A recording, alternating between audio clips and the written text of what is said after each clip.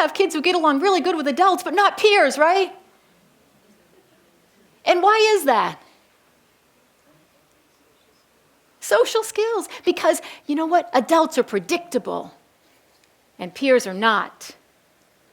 So part of an intervention plan would be how to teach someone how to deal with unpredictable social interactions. Instead of running to me and claiming that somebody made me feel bad.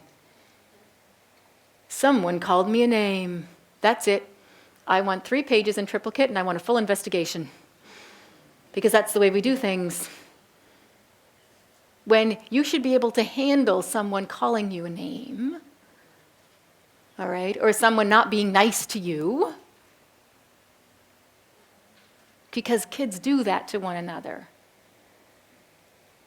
I don't think your girlfriend's very pretty. That's it, I'm reporting you. What if your girlfriend's not very pretty? All right? Deal with it. You can manage that kind of stuff. That's called peer interactions. Thanks for watching, and I hope you found this video helpful. If you did, make sure to like and subscribe so you never miss another video. I speak and consult on school behavior, and I love to help districts solve some of these problems. See you next time.